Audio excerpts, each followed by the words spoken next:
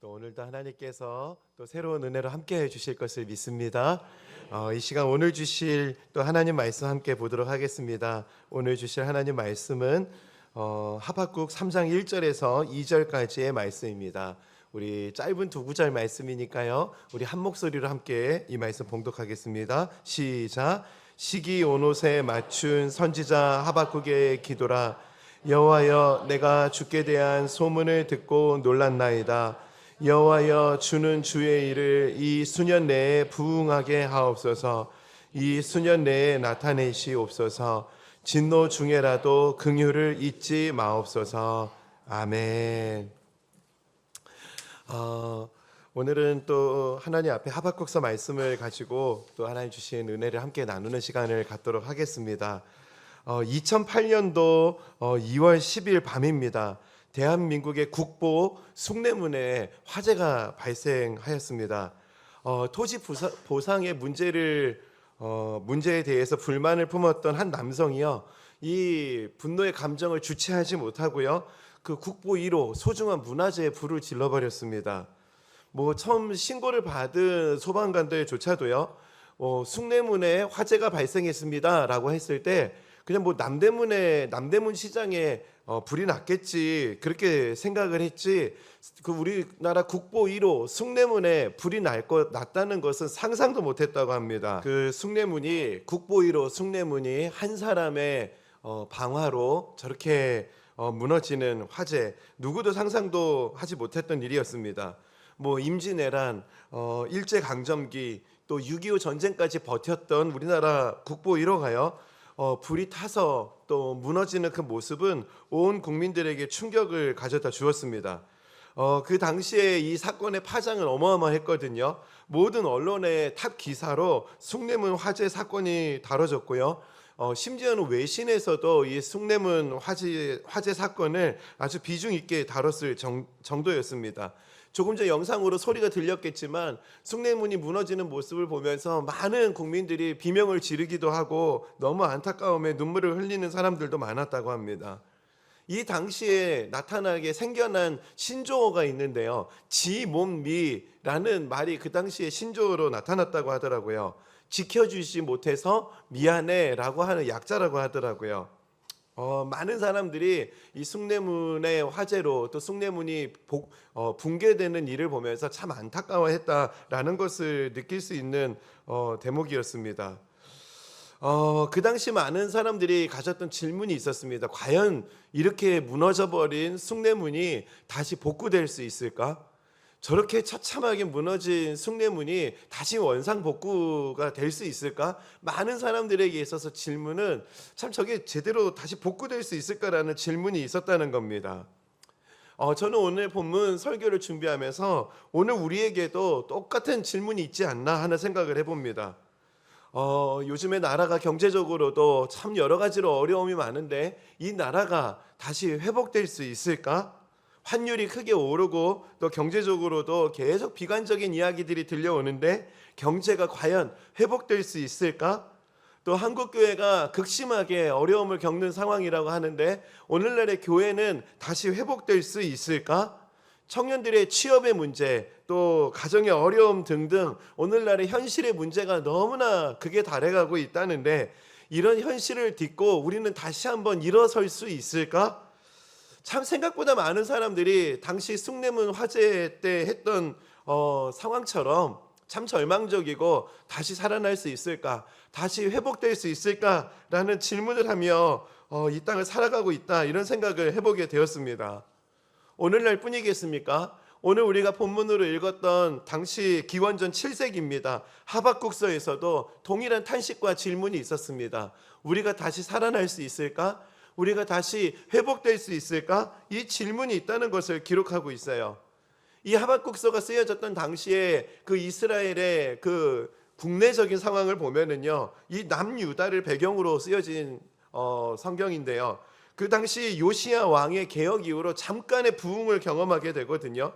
그 이후로 이 남유다가 극심한 도덕적 타락, 종교적 타락을 겪게 됩니다. 우상 숭배가 만연해져 가고요.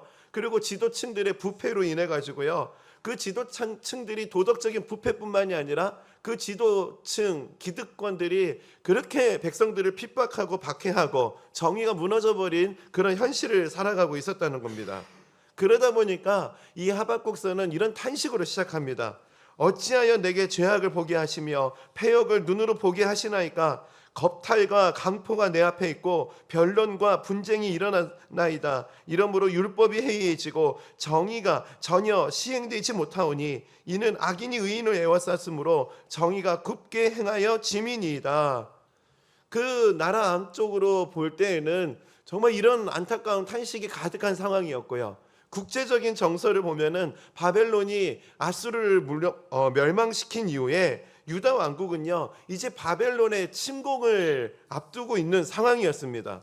그러다 보니까 또 이런 탄식이 있습니다. 그가 그물을 떨고는 계속하여 여러 나라를 무자비하게 멸망시키는 것이 옳으니까. 너무나 약소국이었던 남유다, 국제적인 정서에서도 너무나 어려운 상황이 있었던 거예요. 그러다 보니까 우리 민족은 다시 예전의 영광을 회복할 수 있겠습니까? 우리는 미래가 있겠습니까? 우리에겐 소망이 일어날 수 있겠습니까? 그리고 우리 가정은 회복될 수 있겠는가? 또 오늘날 우리 현실을 보면 우리 사업은 다시 한번 회복될 수 있겠는가? 참 이런 안타까운 탄식이 가득한 이야기로, 그런 탄식으로 하박국서는 시작되는데요.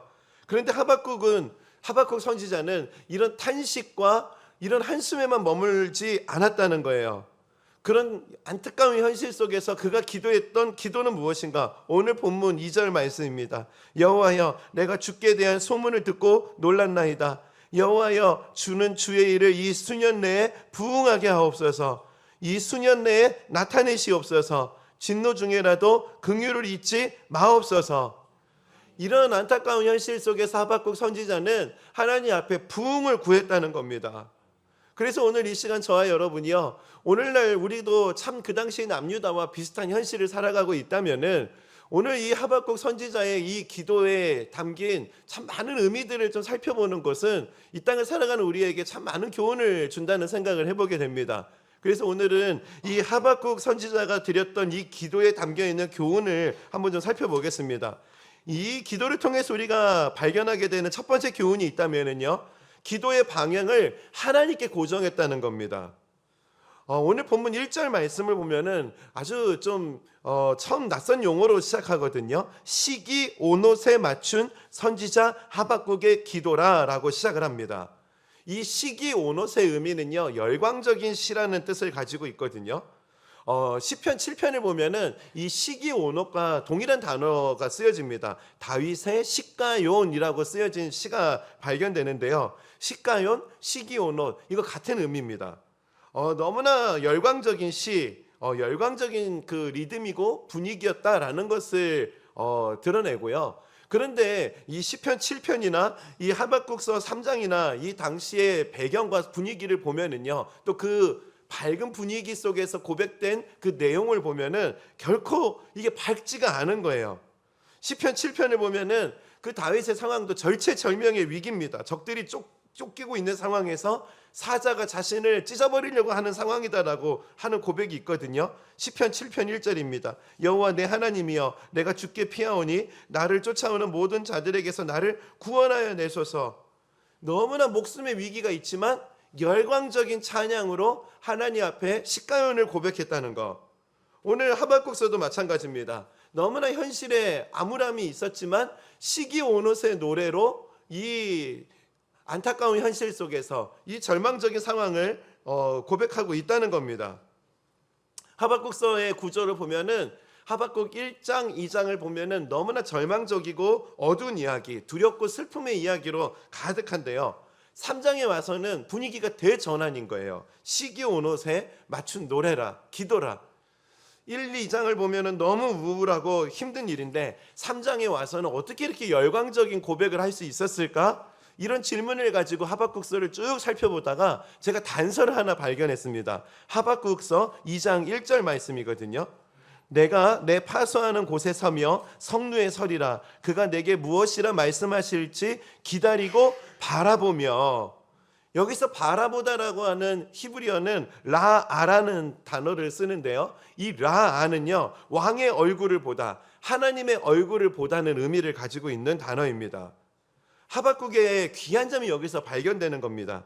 그 자신이 처한 상황은 악한 왕이 득세했고요, 의인이 고난을 당하는 이해할 수 없는 현실을 마주하고 있는 상황이거든요. 그런데 그의 시선이요, 이런 절망적인 현실에만 있지 않았다는 거예요. 다시 회복시켜 주실 하나님께 시선을 바라아 했다는 겁니다. 하나님께 시선을 고정했다는 거. 이게 그 3장 1절에 대반전의 선포를 고백할 수 있는 터닝 포인트가 됐다는 거예요. 근데 너무나 안타깝게도 오늘날 많은 크리스찬들의 고백이 이 하박국서 1장 2장에만 머물고 있는 것이 아닌가 하는 생각을 해봅니다. 너무나 절망적인 현실의 아픔과 어려움의 이야기, 이런 것들 너무 시선이 고정되다 보니까 Why me? Why me? 왜 나에게 이런 어려운 일들이, 이해할 수 없는 현실이, 이런 이야기들이 1장 2장의 이 고백들이 교회 안에 너무 많은 것은 아닌가 하는 생각을 해보게 돼요. 그러다 보니까 이렇게 아픔이 있고 이해할 수 없는 현실을 마주하다 보니까 갈수록 오해가 있는 분들은 더 오해가 쌓여가고, 또 신앙생활하면서 자꾸 왜곡된 상처가 있는 분들은 자꾸 그 신앙이 한쪽으로 치우쳐가는 모습들을 보면서 참 안타까운 마음을 품고 하나님 앞에 은혜를 구하게 됩니다.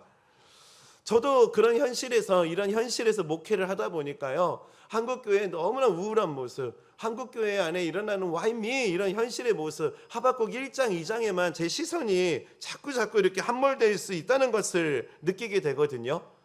이렇게 하박국서 1장에 내 시선이 자꾸 머물러 갈 때 저에게 필요한 게 뭐냐? 라아예요. 하나님을 바라보는 거. 시선이 라아라고 하는 이 하박국서 2장을 통해서 우리의 시선이 하박국 3장으로 이동되는 변화가 필요하다는 겁니다. 오늘 이 특별 새벽 부흥에 나오시는 분들 한 분 한 분이요, 오늘 예배 나오기 전에는 하박국 1장의 현실을 살았다면은요, 오늘 이 라아, 하박국 2장 1절에 하나님을 바라보겠다라고 하는 이 사다리를 통해서 하박국 3장의 고백으로 여러분의 기도가 달라지는 역사가 있기를 주님의 이름으로 축복합니다. 하나님을 바라본다는 거, 이처럼 우리의 현실의 고백과 해석을 다르게 할 수 있는 힘이 있거든요. 제가 오늘 설교를 준비하면서 오버뷰 이펙트라는 말을 접하게 됐었거든요. 이 오버뷰 이펙트는요, 그 우주 비행사였던 화이트라고 하는 비행사가요, 우주를 다녀오고 난 이후에 그 이후에 가치관이 크게 바뀌게 되었다라고 하는 고백을 하게 되었던 게 오버뷰 이펙트입니다. 우주 비행사들이 이 지구에 있을 때 여러 가지로 가치관에 어려움과 혼란이 있다가 우주를 한번 다녀갔다 오면은요, 이 사람들이 완전히 딴 사람이 되는 거예요. 이게 오버뷰 이펙트라는 거거든요. 오늘 예배하는 이 시간에요, 이 우주 비행사들이 우주 한번 갔다가 그 지구가 얼마나 작은지, 우주가 얼마나 광대한지를 보고 다시 지구로 귀환했을 때 이런 변화가 있다면은요, 우주를 만드신 하나님을 우리가 경험한다면은 우리에게도 오버뷰 이펙트가 나타나게 될 줄 믿습니다. 이 오버뷰 이펙트, 큰 하나님을, 크신 우주를 만드신 하나님을 바라보기만 해도 우리에게 오버뷰 이펙트가 일어날 수 있다. 하나님이 만드신 그 우주만 보고 와도 그렇게 사람에게 변화가 생긴다면은 오늘 이 시간 라아, 하나님을 바라볼 때 우리에게 영적 오버뷰 이펙트가 나타나게 될 줄 믿습니다. 참 이 신앙생활을 하다 보면은 이런 영적인 오버뷰 이펙트를 경험한 사람들을 우리가 참 주변에서 보게 됩니다. 저는 제 친구 중에 한 친구예요. 시선이라는 찬양을 작곡한 김명선 찬양 사역자가 있는데요. 이 친구는 그 남편과 사별하고 두 아이를 홀로 키우고 있거든요. 제가 이 친구를 볼 때마다 제가 참 도전이 많이 됩니다. 이 설교를 준비했을 때 제가 한 기사를 보게 됐는데 이 친구의 간증을 다루는 기사였어요. 그러면서 이 기사를 보는데 이 친구가 자기 자신을 이렇게 소개하는 겁니다. 저는 8년차 과부입니다. 근데 너무 마음이 짠한 거예요. 이 아이 둘을 키우느라고 너무 힘들게 지내는 거를 제가 알고 있는데 자신 있게 8년차 과부입니다라고 말하니까 너무 참 마음이 짠하더라고요. 그런데 그 첫 내용 다음에 이 친구의 믿음의 고백이요, 참 제 이 마음을 부끄럽게 만들었어요. 이 친구가 이 8년차 과부입니다라고 그렇게 자신을 소개하는 게 부끄럽지 않은 이유는요, 예수님의 특별한 관심을 받았던 사람들이요, 나그네 과부 고아였기 때문입니다. 이 고백이요, 참 제 안에 너무 큰 도전이 됐거든요. 그러면서 이 기사의 주제 내용은 그런 거예요. 이 찬양 사역자가 참 세계 곳곳을 누비면서 너무나 아름답게 쓰임 받는 사람이다. 이런 이분의 그 여러 가지 활동과 이분의 찬양 사역에 대한 내용들을 이렇게 다루고 있었더라고요. 사람들은 8년차 과부가 이렇게 귀하게 쓰임 받는 모습을 보면서 야, 참 믿음 좋다, 참 너무 훌륭하다, 이렇게 박수를 보낼 수 있을지 모르지만요, 저는 이 친구의 남편의 소천했던 그 당시 그 장례식장의 모습을 떠올리면은 참 이 고백이 그냥 단순히 일어난 고백이 아니라는 것을 또 생각해 보게 되거든요. 당시에 그 남편을 떠나보내고 어린 두 아이와 장례식장에 있는 이 친구의 모습은요, 너무 딱했어요. 그래서 이 친구를 어떻게 위로해야 되지 하면서 장례식장을 제가 찾아갔는데요, 그 장례식장에서 울려 퍼지고 있는 찬양, 그 찬양을 들으면서요, 그 장례식장 분위기가요, 그 어린 아기들 두고 그 남편을 먼저 떠나보낸 그 두 아이를 양육해야 될 과부, 그런 너무나 안타까운 현실에 있었던 그 안타까움의 장례가 아니었어요. 이 지체를 위로하기 위해서 그 당시 많은 사람들이 그 자리에 모여가지고 하나님을 찬양하기 시작했는데요, 그때 이 친구와 함께 같이 그 자리에서 고백했던 찬양이 바로 시선이라는 찬양이었어요. 내게로부터 눈을 들어 주를 보기 시작할 때 주의 일을 보겠네. 내 작은 마음 돌이키사 하늘에 꿈꾸게 하네. 주님을 볼 때 모든 시선을 주님께 드리고 살아계신 하나님을 느낄 때 내 삶은 주의 역사가 되고 하나님이 일하기 시작하네. 돌아보니까요, 그 당시 장례식장에서 불러졌던 이 찬양이요, 시기온옷의 노래였던 거예요. 시기온옷의 기도였던 겁니다. 현실은 두 아이를 키워야 되는 과부가 된 현실이지만, 그런 상황에서도 이 지체가 절망적인 현실, 보이지 않는 미래, 캄캄한 미래를 향해서 시선을 고정하고 마음을 두었던 게 아니라, 그때 그 너무나 어려운 현실에서 어디에다 시선을 뒀다고요? 살아계신 하나님, 살아계신 하나님께 모든 시선을 주님께 드리기 시작할 때, 이 한 사람의 그 너무나 암울했던 상황이 시기온옷의 기도를 고백할 수 있는 삶으로 변화되더라는 겁니다. 저는 이 지체가 이렇게 귀하게 하나님 앞에 쓰임받는 사람들은 열매를 보고 있지만, 저는 그 분기점을 너무 생생하게 기억해요. 이 분기점이 어디서 일어났는가? 하박국 1장에 머물러 있었던 것이 아니라 하박국 2장, 바라고 하는 하나님을 바라본다는 그 다리를 건너서 하박국 3장 시기온옷의 노래를 고백하기 시작할 때, 이 인생을 하나님께서 그렇게 아름다운 시기온옷의 기도를 고백할 수 있는 사람으로 사용하시더라는 겁니다. 오늘 저와 여러분에게 이 작은 스토리가요, 여러분의 삶에도 동일하게 적용되는 은혜가 있기를 바랍니다. 여러분, 오늘 우리가 하박국 1장의 상황을 가지고 하나님 앞에 나아왔다면은요, 오늘 우리가 하나님 앞에 우리의 시선을 주님께 드리기 시작한다면은 오버뷰 이펙트, 하나님이 일하기 시작하네, 이 하나님의 역사를 보게 될 줄 믿습니다. 남유다가 위기를 겪고 있는 상황에서 하박국 선지자, Why me? 왜 자꾸 우리 민족에게 이런 고백을 탄식을 하며 시작했던 하박국서는 하나님을 바라보며 막루에 서겠다, 라아 하겠다는 이 고백을 통해 진정한 부흥을 구할 수 있는 그런 자리로 그 삶이 변화되더라는 것. 오늘 저와 여러분이 이 부흥의 은혜, 하나님을 바라볼 수 있는 은혜를 경험하게 되시기를 주님의 이름으로 축복합니다. 두 번째는요, 오늘 이 하박국 선지자의 기도의 특징이 있다면은 하나님만 주실 수 있는 것을 구했다는 겁니다. 그냥 조금 사람이 노력해서 줄 수 있는 것을 구했던 게 아니고요, 그냥 로또 한번 어떻게 우연히 대박 나면은 얻을 수 있는 그것을 구했던 게 아니고요, 하나님만 주실 수 있는 그것을 구했다는 거예요. 그게 무엇인가? 바로 부흥이라는 겁니다. 남유다의 타락으로 너무나 어려운 절망적인 상황에서 하나님만 주실 수 있는 은혜, 그게 무엇인가? 오늘 본문 2절입니다. 여호와여, 내가 주께 대한 소문을 듣고 놀랐나이다. 여호와여, 주는 주의 일을 이 수년 내에 부흥하게 하옵소서.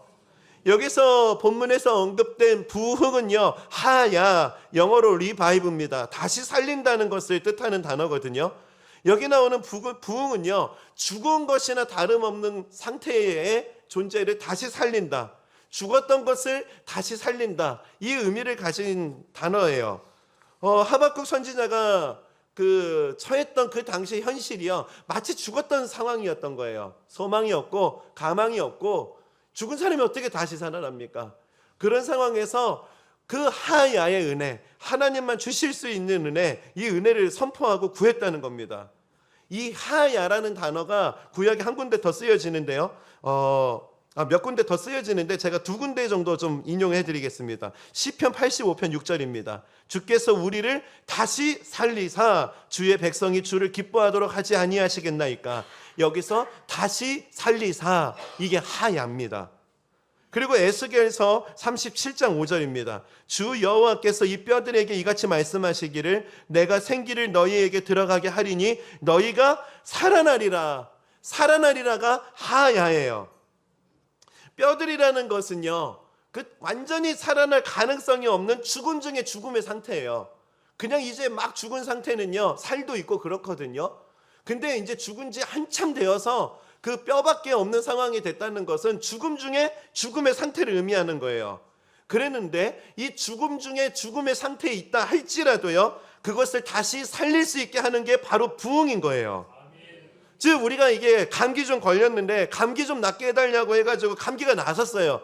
와, 부흥케 하옵소서. 그 정도 수준이 부흥이 아니라는 겁니다.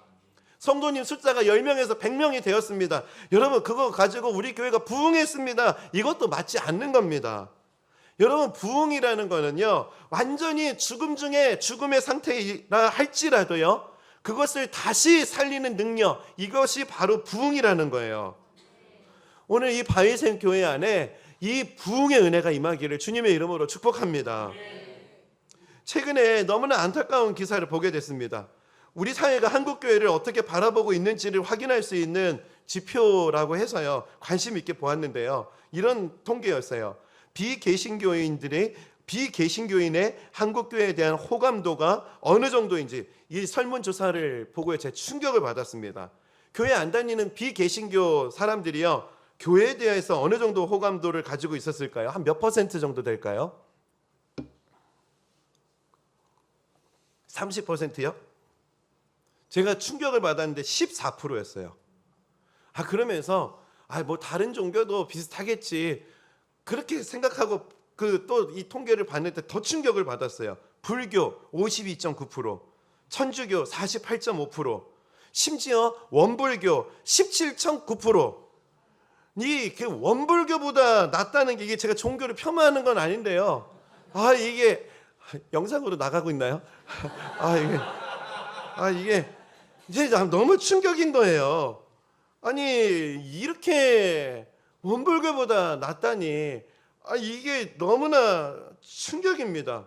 그러면서요, 그 개신교인들조차도요, 그 교회의 사회적 신뢰도가 낮다라고 여기서 응답을 했다. 10명 중에 6명의 개신교인들이 자기도 교회 다니지만 교회가 좀 신뢰할 만하지 못하다, 이렇게 응답을 했다는 겁니다. 그러면서 개신교의 신뢰도가 낮은 이유가 뭐냐 물어보니까 부패를 1순위로 꼽았습니다.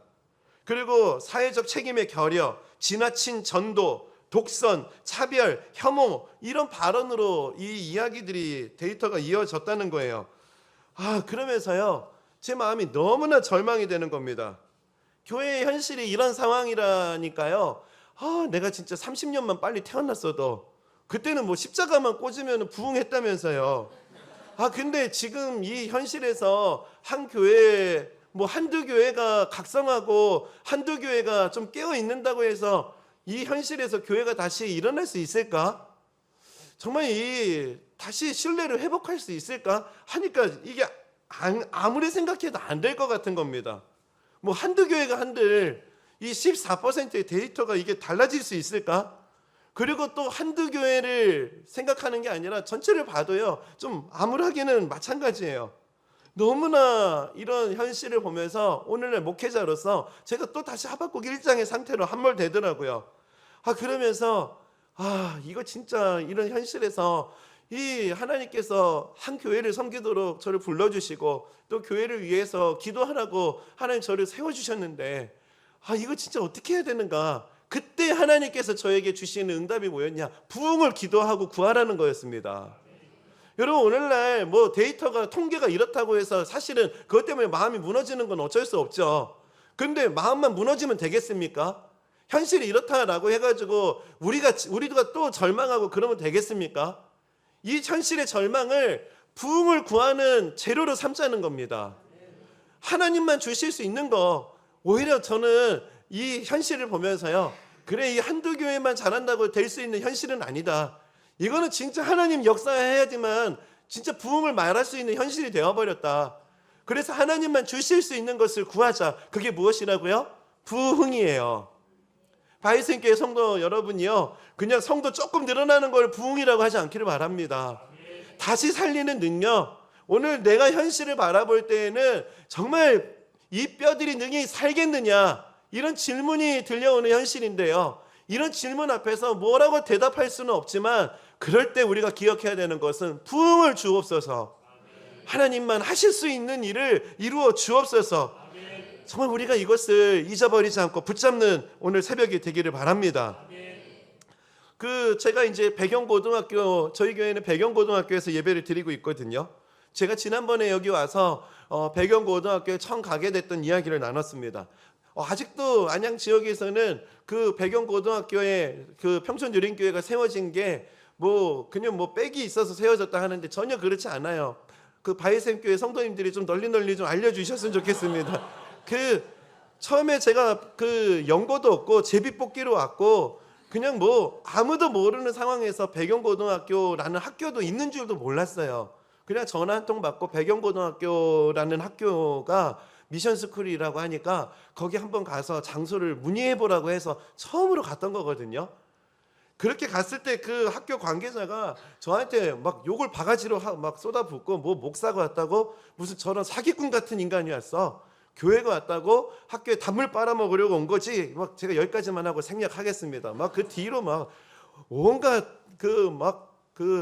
폭언을 쏟아내고 경찰 불러 막 이러면서 제가 학교에서 쫓겨났었어요. 근데 저는 그 이야기를 제 머릿속에 계속 담아두고 있습니다. 목사? 사기꾼이지. 교회? 단물 빨아먹으려고 온 거지. 이거를 제가 잊어버리지 않으려고 해요. 그때 저한테 막 그렇게 퍼붓었던 그 학교 관계자가요. 이제 좀 시간이 지나서 작년인가 재작년인가 이제 학교에서 은퇴를 하셨어요. 그런데 이제 그분이 또 교회가 세워지는데 정말 많은 도움을 주셨거든요. 이제 그분은 은퇴하셨다고 이제 끝 이렇게 하면 안 되잖아요. 그래서 이제 연초가 되고 또 어떤 때가 되고 이러면은 안부도 전화 드리고 그러는데요. 최근에 제가 이분에게 안부 전화를 드렸어요. 근데 이분이 저한테 그러는 거예요. 교회가 계속 부흥하고 있는 소식 들어서 너무 감사하다는 거예요. 그러면서 이분이 저한테 이 이야기를 덕담으로 하시고 전화를 이제 마무리하자고 하시는 거예요. 무슨 덕담이었냐면은 목사님, 제가 목사님 학교에 처음 오셨을 때 목사님께 그렇게 막 소리 지르고 그렇게 욕하고 경찰 부르라고 했던 그 순간 있잖아요. 목사님 그 순간을 평생 잊어버리시면 안 되십니다. 네, 알겠습니다. 하고 제가 손이 이렇게 한 손이 올라가더라고요. 너무 당황스럽고 또 긴장되고 그래가지고요. 그리고 이제 전화를 끊었는데요. 저는 그거 저에게 주신 하나님의 선물이라고 믿어요. 지금 교회 현실이 어떤 상황에서 교회가 세워졌는지, 그리고 이 교회가 뭐 빽이 있고 인맥이 있고 이렇게 해서 세워진 게 아니라 그냥 그런 현실을 통해서 하나님께서 전적으로 역사하셔서 이 교회가 시작됐다는 이것들 잊어버리면 안 된다. 하나님이 주시는 은혜, 그 은혜를 통해서 세워진 거지 당신이 잘나가지고 된 거 아니다. 이런 것들을 자꾸 돌아보게 하는 고백이었어요. 그러면서요, 이 기도가 자꾸 이 전화를 끊자마자 이 은혜를 구하게 되는 거예요. 여호와여, 주는 주의 일을 이 수년 내에 부응하게 하옵소서. 사람의 일이 아니라 주님의 일을 이루어 주옵소서. 부응은 하나님의 주권적인 역사고 교회가 세워져 가는 것도 하나님의 주권적인 역사라는 거 잊어버리면 안 된다. 우리가 교회 안에서 저 같은 목회자가 실수하고 범할 수 있는 유혹이 뭐냐? 은혜를 자꾸 만들어내려고 하는 거예요. 사람이 만들어낸 은혜를 은혜라고 하는 거, 당장 그걸 멈춰야 되는 거고, 주는 주의 일을, 주님이 주시는 은혜를 우리 가운데 허락하여 주옵소서. 주님이 주시는 역사를 우리에게 허락하여 주옵소서.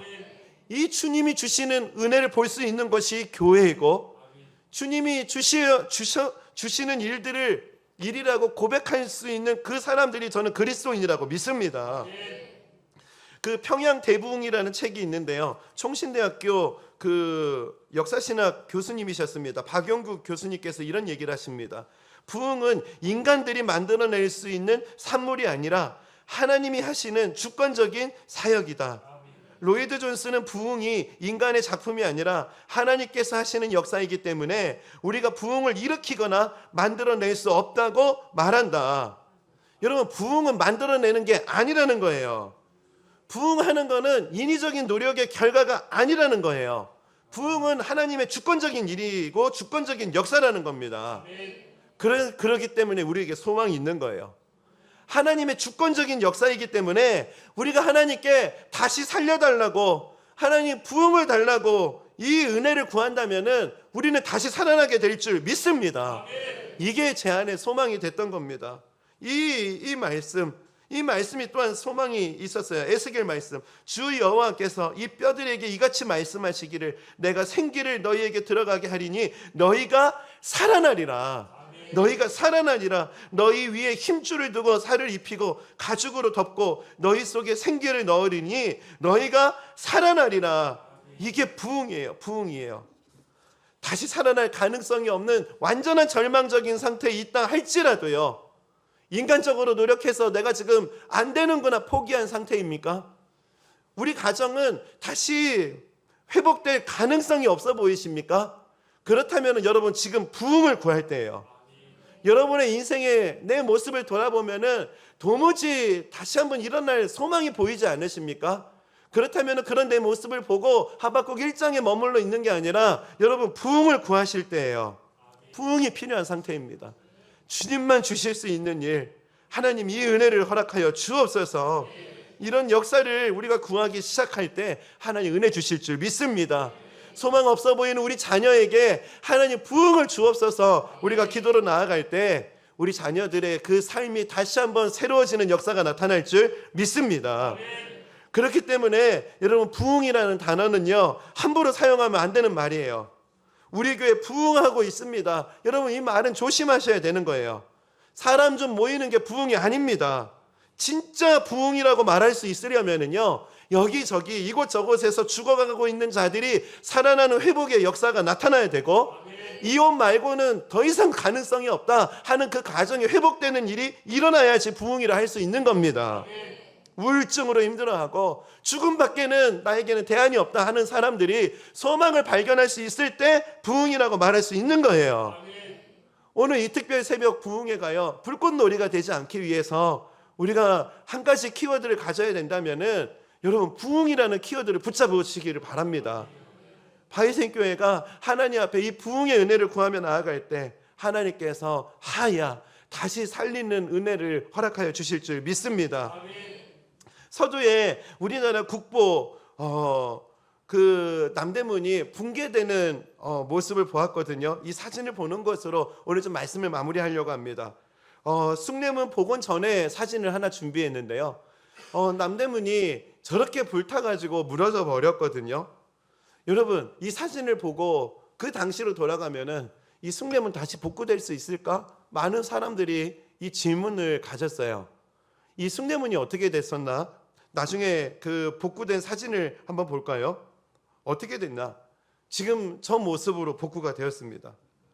5년이라고 하는 긴 시간 동안 전문가들의 노력 끝에요. 이 숭례문이 더 이전의 모습대로 복구되었다는 거예요. 저는 숭례문을 지날 때마다 예전에 화마로 무너졌던 숭례문의 모습을 떠올려 보고 또 이렇게 전문가들에 의해서 복구된 이 숭례문의 모습을 보면서 참 이 인간의 전문가들도, 연약한 인생 전문가들도 이 전문가들의 손길을 통해서 이러한 복구가 일어날 수 있다면은요, 전지전능하신 하나님의 손길에 들려진다면은 완전한 회복이 일어날 수 있겠구나 하는 소망을 가져보게 되는 겁니다. 여러분, 이 그림을 머리에 담아 두셨으면 좋겠어요. 하나님, 정말 저렇게 화마로 무너졌던 숭례문도 조금 전문가들이 모여가지고 노력하고 또 수고했더니 저 정도로 복구가 된다면은 하나님 손에 정말 완전히 무너져버린 인생들이 들려질 때 완전한 회복이 나타나게 될 줄 믿습니다. 이 소망을 갖고 기도하면은 참 좋겠다는 생각을 해봅니다. 어떻게 이 이미지를 머리에 담고 우리가 기도하면 좋을까 할 때 제가 부흥이라는 찬양이 생각이 났는데요. 우리 이 찬양을 좀 같이 고백하고 기도하면 좋겠어요.